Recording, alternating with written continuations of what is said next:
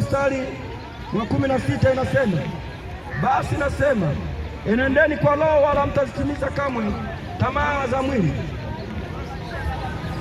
kwa sababu mwili utamani ukishindana roho na roho kushindana mwili, kwa maana hizi zimepingana, hata mwezi kufanya mnayoyataka.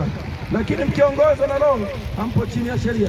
Basi matendo ya mwili ni dhahiri, ndiyo haya: uasherati, uchafu, ufisadi, ibada ya sanamu, uchawi, uadui, ugomvi, wivu, hasira, fitina na faraka, uzushi, husda, ulevi, ulafi na mambo yanayofanana na hayo.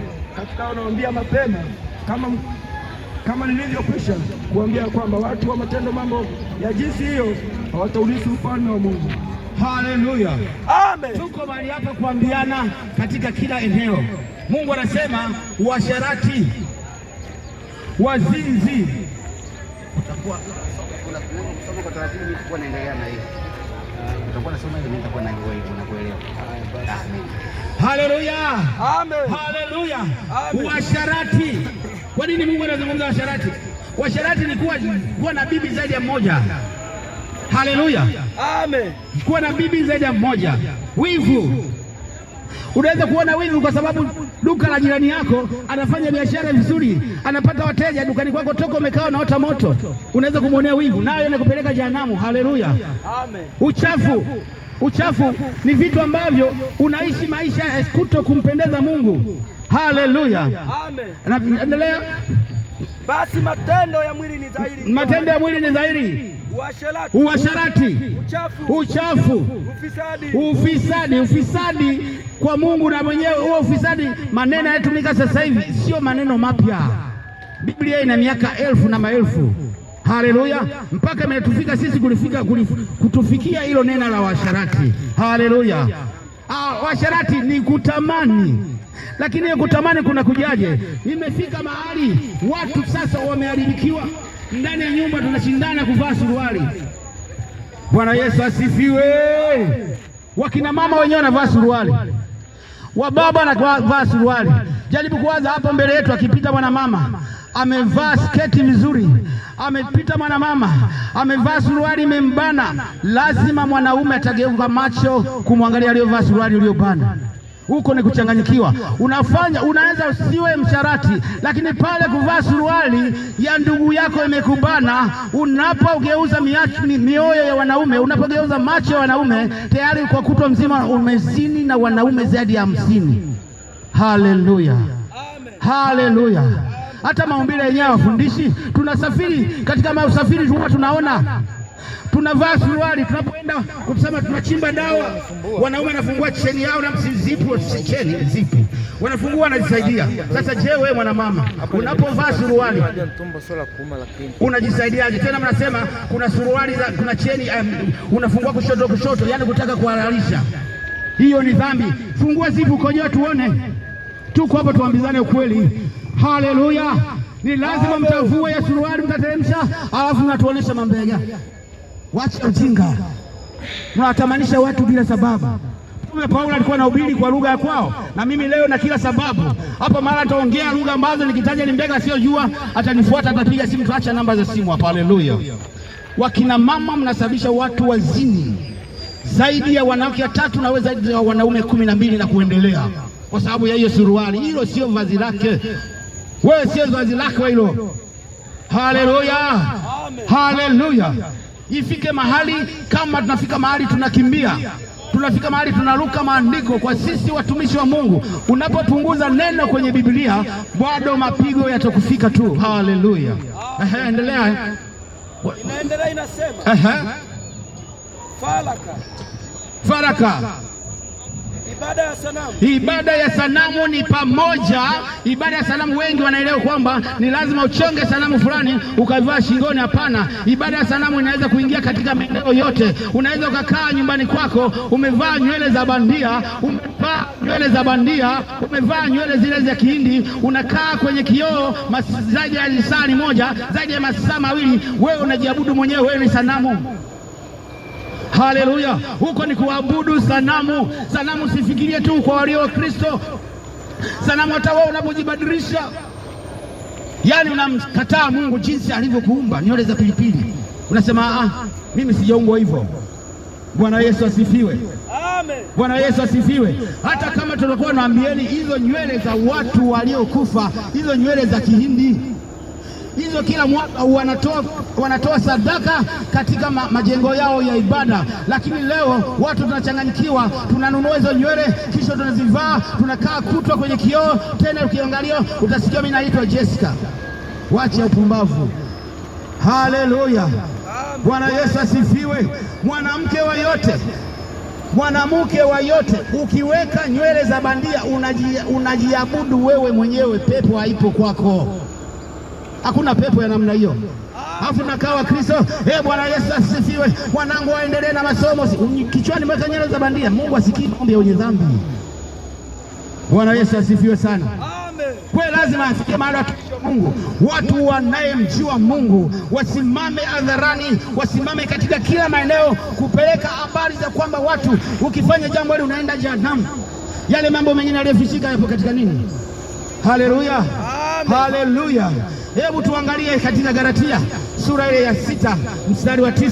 Hiyo nitarudia siku hadi siku kadri ya vibali vyetu vitavyoonyesha vinaisha lini. Haleluya. Wagalatia 6 kule kuliona usharati, ufisadi, faraka, kuabudu sanamu na mambo mengine yanayofanana na hayo. Kuna kurasa mwingine neno moja lisibitike kwa watu wawili. Soma Galatia 6:9. Neno la Mungu linasema. Neno la Mungu linasema kama wasiojulikana, ndio bali wajulikanao sana. Kama wanaokufa kumbe tu hai, ndio kama wanaorudiwa bali wasiouawa, kama wenye huzuni bali si. Ndio tunataka watu wale pale kwa furaha, wasicheleweshe, maana nikianza kutaja mimi nitasema yanatoka kinywani mwangu tu. Galatia 6:9. Ni Galatia Wakorintho wa kwanza, Wakorintho wa kwanza 6:9. Neno la Mungu linasema hivi, sikiliza. Au hamjui ya kuwa wazalimu hawataurithi ufalme wa Mungu? Wazalimu hawataurithi ufalme wa Mungu. Kama mambo yapi katika uzalimu? Hebu tupe tuelewe. Msidanganyike. Uasherati amerudia tena kule. Hawataurithi ufalme wa Mungu. Hawataurithi ufalme wa Mungu. Wala waabudu sanamu. Wala wazinzi. Wala wafiraji. Simama hapo. Watumishi wa Mungu tulio saa hizi, yako maneno tunaonea aibu. Biblia inasema wazinzi, washarati, na waabudu sanamu na wafiraji. Biblia, sio mimi. Haleluya. Kama na mke wako, kama na mpenzi wako unampenda, unamgeuza nyuma na koroga mavi, unaenda jehanamu. Sikiliza sauti hii. Usione kama umempenda, moyo umemiminika kwako, ukasema mke wangu au rafiki yangu ninakupenda, nipe nyuma, unakoroga mavi, unaenda jehanamu. Haleluya. Amen. Neno la Mungu linachoma. Nataka liwale, tubadilike, tumpende Mungu. Haleluya. Kama tungempenda Mungu sisi sote, hiyo milango msingekae magrili. Ni kwa sababu tu wanaume, kwa sababu tu wanadamu hatuna maisha yale ya kumpendeza Mungu. Kama wote tutamkiri Yesu kuwa Bwana na Mwokozi, hayo maduka tutafunga milango hiyo na kuongeza hiyo grili. Tutafunga milango ya kawaida, baadaye tunaenda kulala majumbani kwetu. Hata kama kuna sukari duka la jirani yako, kuna simu utaenda ukachukua, ukalipa fedha, kaondoka. Lakini kwa sababu tunaishi katika maisha ya uasi, unakoroga mavi. Wala walawiti. Haleluya. Walawiti.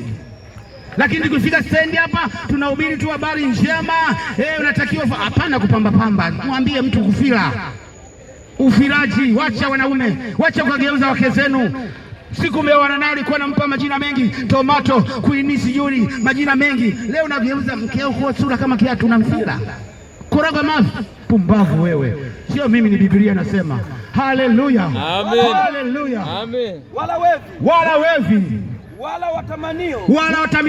Wewe unayevaa mawigi, unavaa nywele za bandia, unatufanya sisi tugeuze. Sio mimi sasa hivi nimekwisha kuokoka, hata nikikuona nikakutema mate kushoto na kulia, kwa sababu yuko mwanaume Yesu ndio Bwana wangu, na ndio tunamhubiri hapa. Unapovaa nywele za bandia ukatamanisha vijana wa bodaboda, ukatamanisha vijana walio na akili timamu, tayari umekwisha kuzini naye.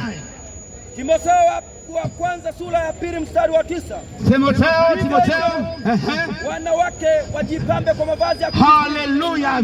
Vile wanawake wajipambe kwa mavazi ya kujisitiri. Wako akina mama huwa nawapendaga sana, sio kwa sababu naona wako akina mama, kuna mavazi ambayo hata mimi nayakubali, manaita madira, sijui madira. Wewe nipandishie sauti nikumbushe tu, nipige injili tuelewe.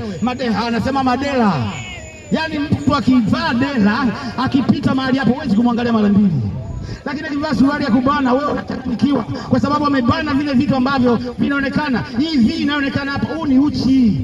Haleluya! Mwanamama amevaa suruali ya kubana, hata picha inaonekana ndio uchi wako, unaonyesha mbele za watu, unafanya kamani, utaenda jehanamu. Acha hizo nguo. Haleluya!